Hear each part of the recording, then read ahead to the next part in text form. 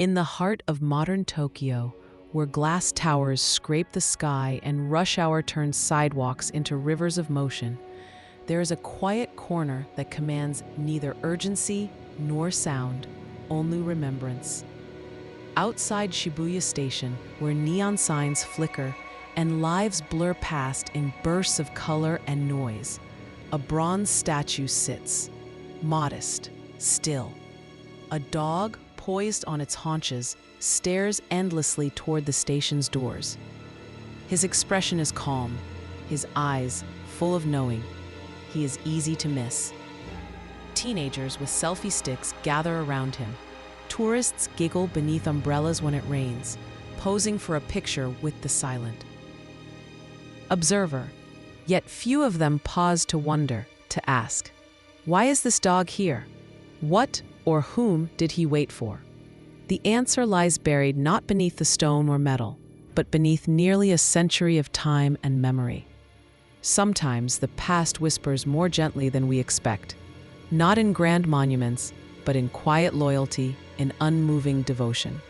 Some stories drift through generations like petals on water, fragile, wistful, and yet, if you lean in and listen, they carry all the weight of love itself.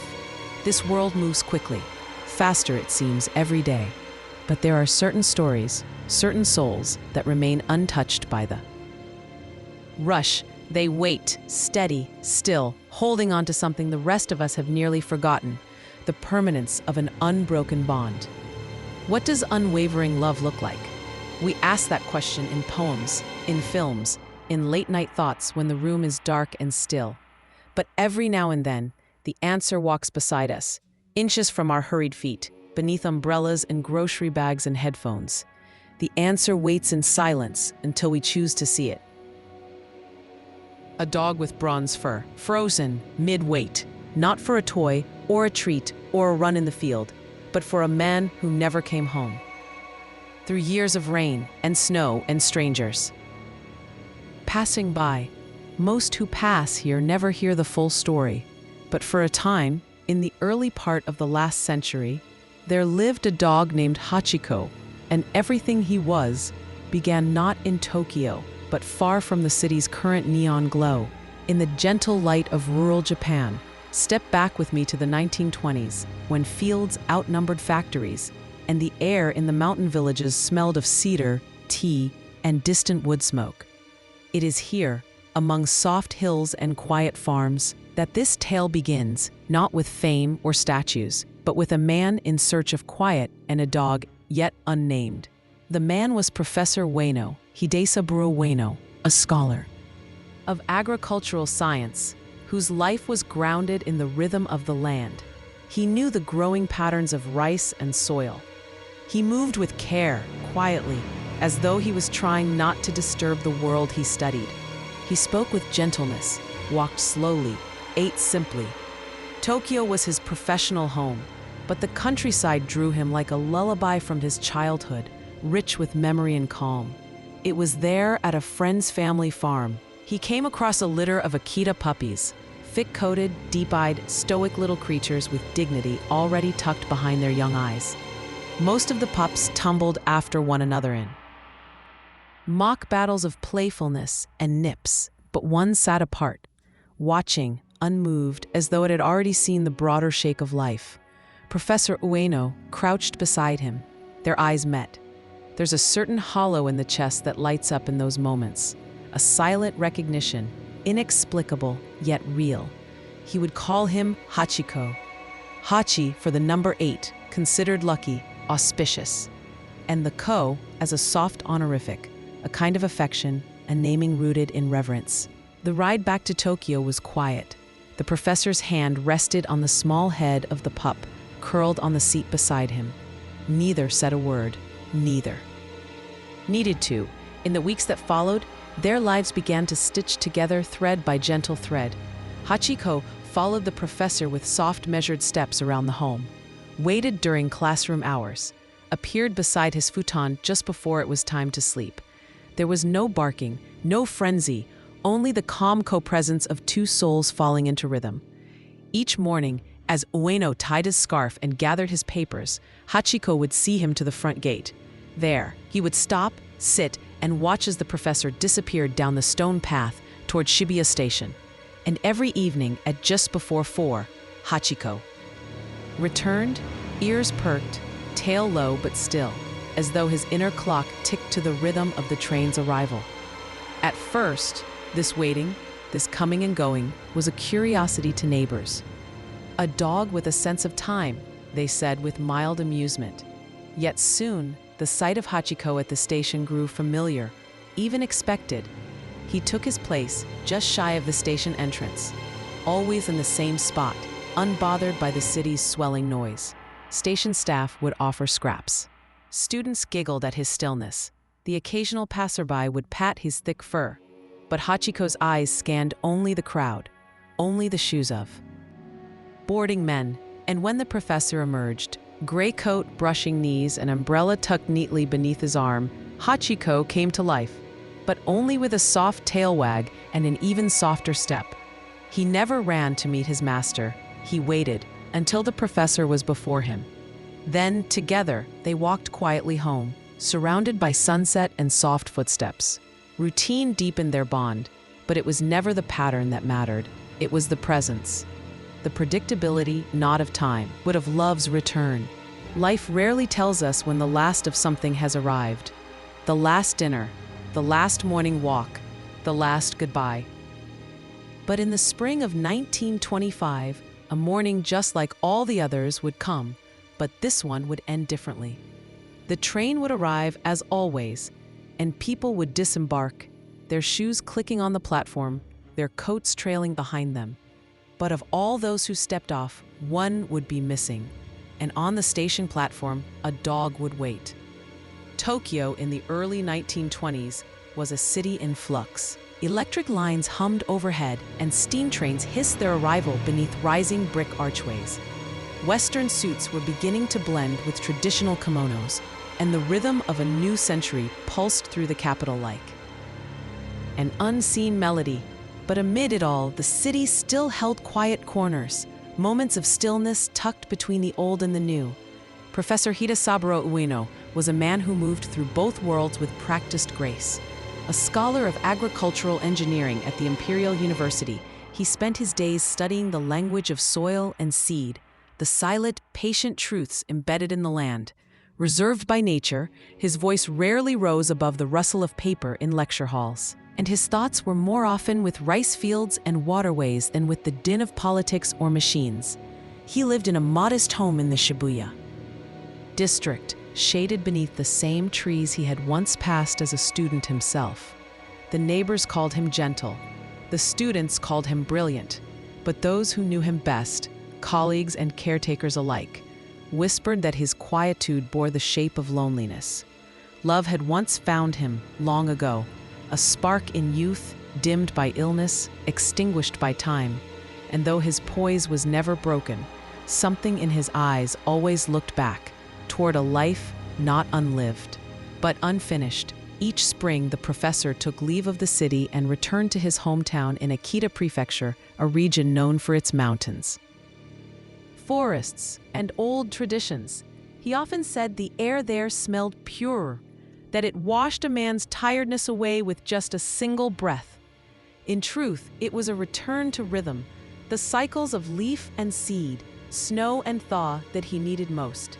It was on such a visit, wandering the grounds of a childhood friend's family farm, that he met the puppy. There was a litter of Akitas nestled in a bamboo pen, their thick coats like tufts of white and cinnamon clouds. Some wrestled, others mewed and rolled in sleep, but one sat quietly near the edge of the space, unfazed, unflinching, watching. He didn't blink as the professor approached, didn't shy or shrink from the creak of the wooden gate. Instead, he held the older man's gaze with a solemnity far beyond his weeks. It wasn't a look of fear or defiance. It was familiarity, recognition where none should be. Ueno knelt slowly, ignoring the puppies that clamored and squirmed at his sleeves. He reached out, palm upward, and the quiet pup placed one paw against his fingers. A farmer might say that some seeds choose their soil. Some bonds, too, choose their moment. The professor didn't speak, didn't offer exuberance or praise. He only nodded and traced a thumb gently along the dog's ear. He named him Hachiko. Hachi, meaning 8, the number of good fortune, of new beginnings. And ko, a suffix that softens, that honors, that offers warmth without extravagance.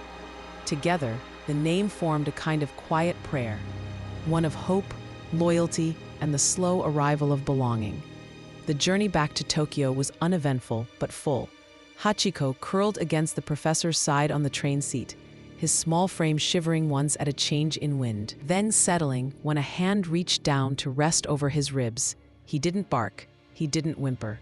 Instead, there was a mutual silence, one that filled the space between man and pup like a thread slowly weaving them together. At home, Hachiko learned quickly, not through command or reprimand, but through observation. He watched the professor prepare his tea, watched him wash his rice, watched him leave each morning just after sunrise, with carefully folded notes tucked beneath his arm. Hachiko would follow to the threshold, sit at the gate, and wait until the sound of steps disappeared. At first, he simply meandered the garden after that, sniffing at mossy stones and the lingering footprints of his master. But as days passed, so too did his patience grow. One afternoon, Ueno returned to find Hachiko waiting just beyond the gate, not asleep in the courtyard, not distracted, but vigilant. Eyes forward, tail still. Touched, the professor patted him gently and reached into his coat pocket for the corner of a rice cracker. From that day forth, something shifted. It became routine. Each morning, the professor walked to Shibuya Station to catch the train to the university.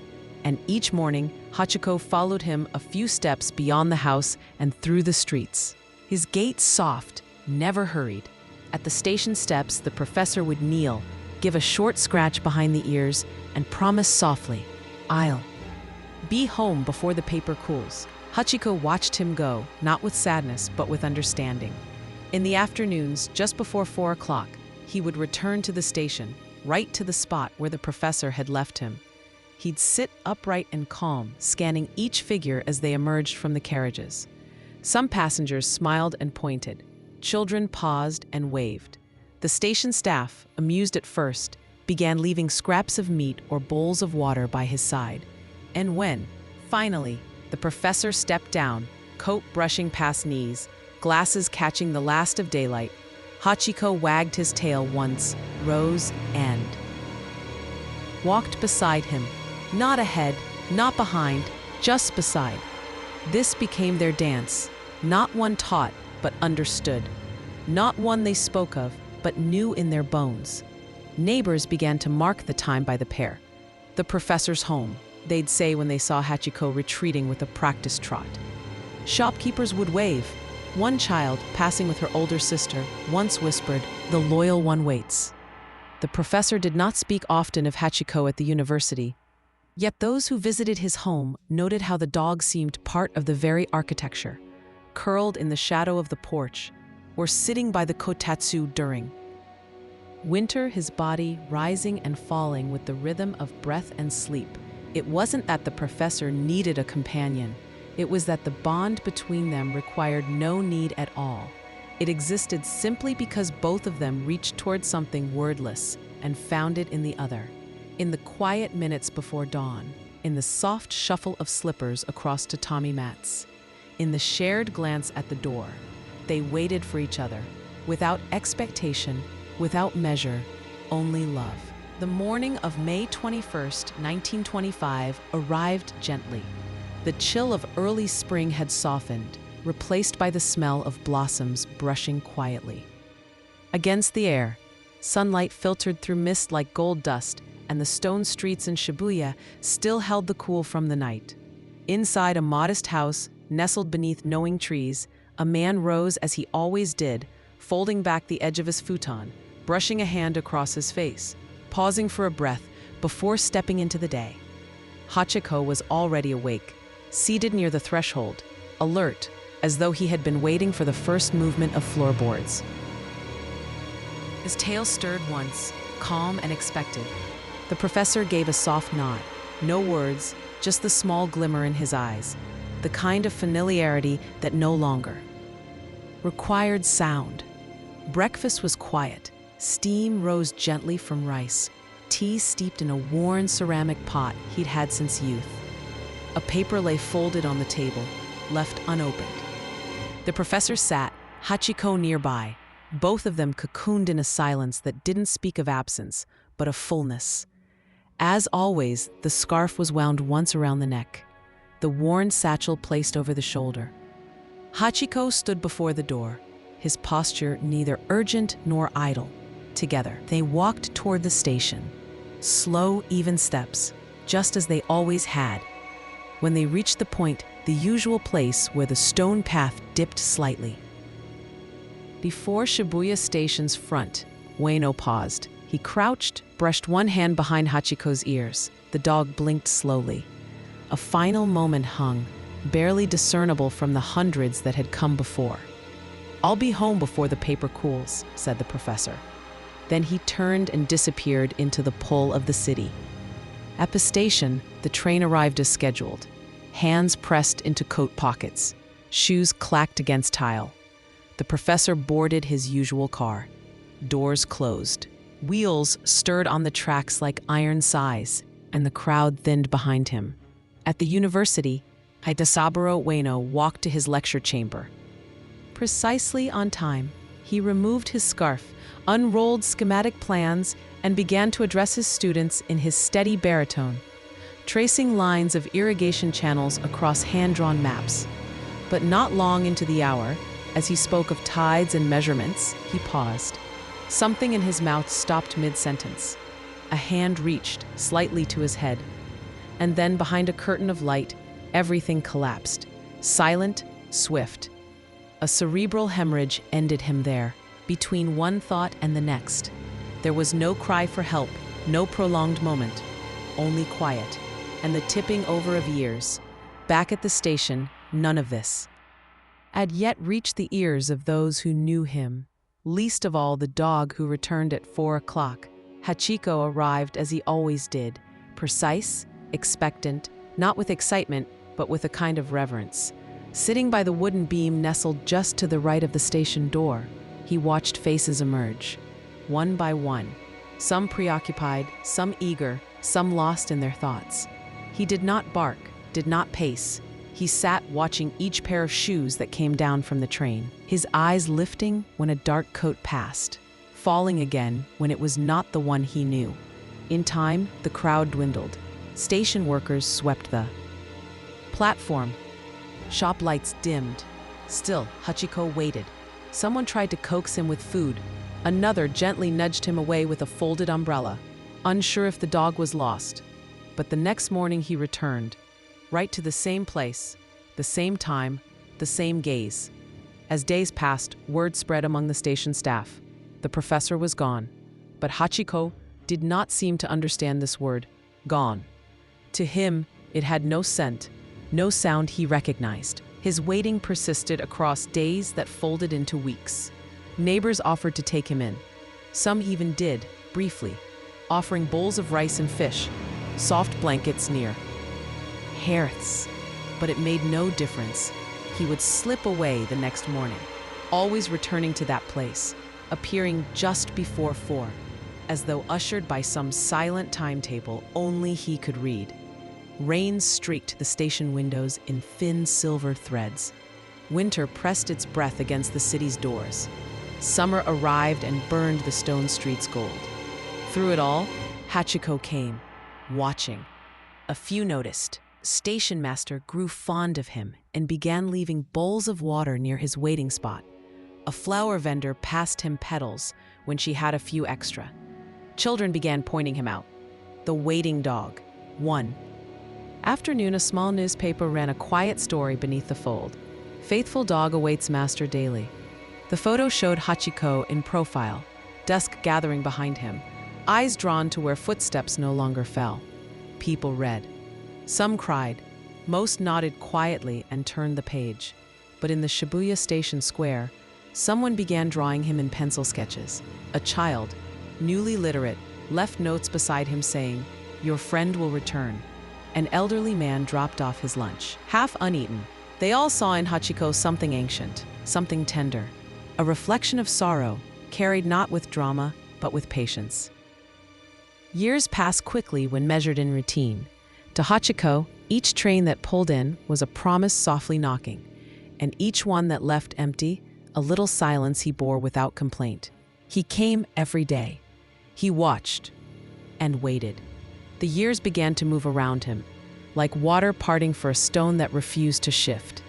Through the mid and late 1920s, through the noise and novelty of a country transforming by the day, Hachiko kept his post. Every evening, just before 4 o'clock, he walked with quiet purpose to the station entrance, settling into the same patch of pavement as though drawn there by invisible thread. In those early years, he was still young, sturdy, eyes bright. He'd sit with his back straight, head to the wind, tail curled neatly beside him. Shibuya Station, once modest, began to bustle more each season. More trains arrived, wires webbed across the skyline. But amid the rumble of modernity, Hachiko remained untouched, a fixed point in a world learning to rush. By then, he was no secret. The story had filtered through the capital in soft, murmured circles. People would pass and pause, whispering to one another, "That's the dog. He's waiting again." A few began coming deliberately, just to see him. They would watch from a respectful distance as he scanned each arrival, absorbing the disappointment of absence with a quiet resignation that broke hearts without a sound. Children with satchels began to draw him during art lessons. Chalk sketched shapes of a lone dog beside a column marked Shibuya.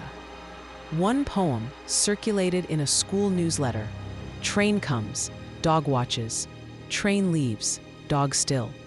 It made grown men quietly wipe their eyes. Japan was changing. The streets echoed with voices urging modernization. Western clothes became more common than kimono. The radio now carried sounds into homes that once heard only the wind, but Hachiko made no room for anything new. His heart held one rhythm, timed to a train that would never again bring the man he had chosen. Through rainstorms he stood. Through snow that layered like dust on his haunches, he endured. Passers-by worried in the harsher seasons. A few tried building a small shelter beside the station wall, no bigger than a crate, with patched wood and rice straw lining. He never used it. He wanted no comforts beside the station, only that quiet place where the professor's footsteps had once returned. People began to call him Chukin Hachiko, the faithful dog, but in Hachiko's ears, names meant less than presence. He did not understand praise or reputation. What he knew was scent, step, pattern, and the hollow left behind. The years did not wash those things from him. In time, the professor's former student, now a teacher himself, happened to pass through Shibuya. Old memories stirred. When he saw the dog, grayed now around the muzzle, still waiting near the same station beam, he froze. An old grief awakened. Then, tears. He dropped to his knees and said, "Hachiko, you're still here." He fed him from his own lunch, hands trembling. That night, he wrote an article. Not dramatic, just truth. A simple telling of loyalty, offered to the readers of the Asahi Shimbun. The words touched something deep in the national heart. Letters began arriving. Then, donations. Not for a monument, not yet, but for food, for warmth, for the dog who asked for none of it. Strangers began bringing bits of meat from their meals.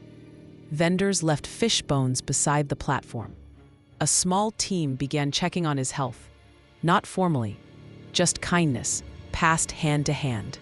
In a world growing colder with politics and war machines, Hachiko became a peculiar kind of beacon. Not forward-looking, but reminding a weary world of patience, of bonds that defied progress.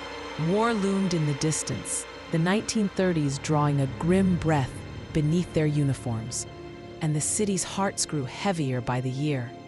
But still, each dusk, the figure of the dog waiting stood unshaken, at times limping slightly now, thin ribs beneath thick fur, eyes clouded with age, but still searching every figure that stepped from the arriving trains. A boy once asked his mother, "Does the dog know the man won't come?" She answered gently, "I don't think it matters now. He waits not because he thinks. The waiting has become who he is." And in that waiting, he became more than. In Self, tourists asked for directions. Where is the dog? Teachers brought classes to see him, speaking quietly of loyalty. An artist donated a painting of Hachiko to a nearby school, the caption reading only, "Return is not always a movement. Sometimes it is a hope." Through it all, no one ever saw Hachiko grow bitter. He was not loud. He did not plead. He waited as the seasons turned, as his bones grew stiff, as the city shifted beneath his paws. He stood for something that could not be named easily, but which everyone who saw him seemed to feel. He had no master now but memory, and yet memory proved the most.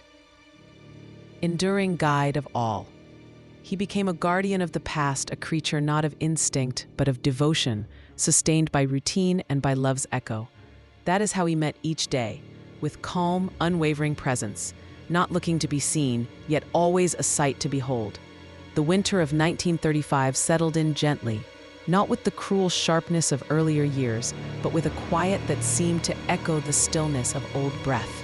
Tokyo's skyline stood thicker now, shadowed under the weight of industry and war preparations, yet Shibuya Station remained its living spine, rushing, rumbling, pulsing forward. And there, still, was Hachiko, his. Form was not what it had once been. The stature had stooped. His fur, once thick with youth, bore bare patches and hung in weary tufts. His ears drooped now more than they stood, and his steps, when he moved, carried the slow drag of bones long worked. But the eyes, those remained, clouded with age, yes, but still searching. The station staff had begun to take special notice. They brought softer foods, laid out warm blankets when they could. Commuters who had seen him for years now made brief detours daily, saying hello, sometimes without words, just a nod, a folded lunchbox, a steady glance. Some days, when the rain came especially hard, a station worker would lift a makeshift cover over the place where Hachiko sat, but he never moved toward shelter on his own. His body might have known pain, his heart only purpose. The final morning arrived without announcement. March 8th. There had been a softness to the night before, unusually still, without wind. The first whispers of plum blossoms were in the air. When morning light opened its palm over Shibuya, station workers found him curled near his waiting spot. His body lay gently, his head resting on his forelegs, as though he had simply fallen asleep while watching footsteps. That never came. There was no struggle, no dramatic end, only silence. A long breath finally released. Word spread faster than ever before. Shopkeepers stopped mid-sale. School children wept openly when told by teachers.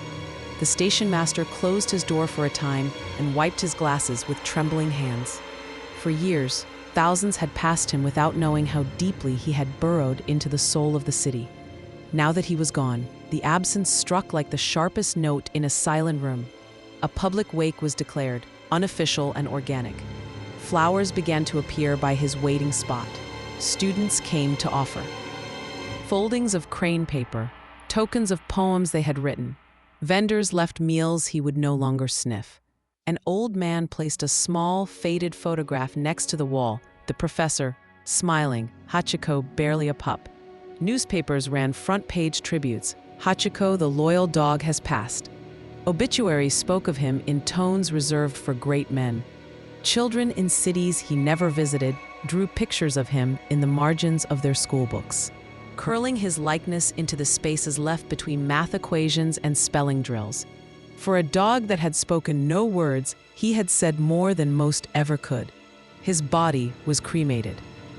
With great care, his ashes interred beside Professor Ueno's at Aoyama Cemetery. Together again, at last, in the peace they had been denied above the earth. And if there is such a thing as reunion beyond breath, perhaps Hachiko found his tail wagging at last, as footsteps approached with familiar gait. But the city could not let go entirely. Within months, Donations from across Japan and beyond poured in for a more permanent gift. A statue, bronze full-sized, cast from memory and love, was commissioned to stand where Hachiko had waited.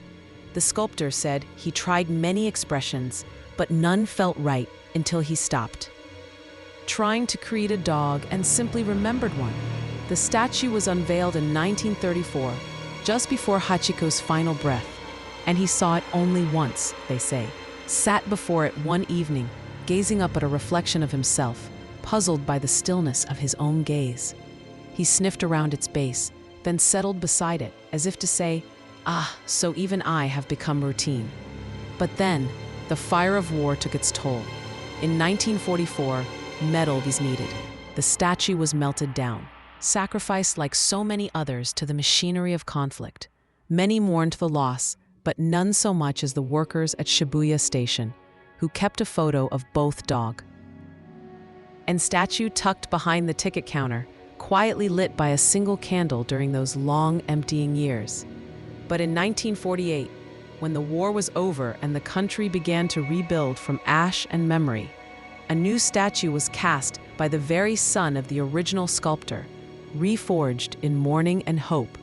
And on a clear day in August, Hachiko returned to his place once more. This time, he would not age, would not fade. He would wait, not in hunger or weariness, but in reverence. And so he remains, not beside the rail cars, but at the edge of the city's consciousness, in metal, in memory, in the DNA of devotion, people still gather at his feet. The young pose for photos. Lovers hold hands under his gaze. Many think they visit only a statue, but some pause longer. Some touch the surface, cool under their palm, and feel not bronze, but the lingering heat of a dog who once waited. And sometimes, if the day is quiet enough, Shibuya slows. The rush hushes, and for a moment, the city feels not full of noise, but of love that waited and found its way home. In Shibuya now, it's hard to find stillness. Commuters rush with eyes turned towards schedules. Screens flicker ads into the sky. Cafes spill steam and chatter into the streets. And yet, between the train station's facades, between the noise and the neon, he waits. Bronze now, quiet still, poised on his haunches, eyes forever focused just beyond the doors. It's easy, even now, to pass by without really seeing. Just another statue, another landmark folded into the pulse of city life. But if you stop, truly stop, the silence speaks. 1,000 footsteps pass each hour. Some slowed for a photo, some paused in half curiosity. Here and there, someone lingers. A child tugs a parent's hand. A tourist reads the plaque aloud. Hachiko, they say softly, the faithful dog. How strange that a story born in such soft footsteps would echo this far, from one train station to the world. His tale has been shaped in many hands, told in pages, projected on screens. Teachers still share it in classrooms, not as a lesson in history, but as one in heart. Children draw his likeness beside words like loyalty and love and hope. Filmmakers retell his story. Writers reach for metaphors that can hold its weight. And every generation, it seems, finds its way back to this waiting. Because something in us recognizes him. We know what it is to long, to wait, to remember.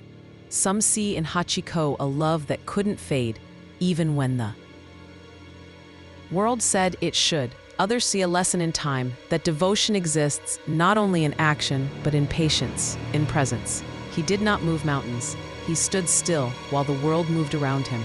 And maybe that's why he matters still. There are days in every life where to wait seems pointless, unbearable, where absence folds itself around the clock hands and hours stretch longer than breath. We understand sorrow better than we admit. And some sorrows, like Hachiko's, are not cured. They are carried gently as evidence of deep love. When we love fully, we risk fully. But dogs teach us something human hearts often forget, that love is not a transaction. It does not require return to be real.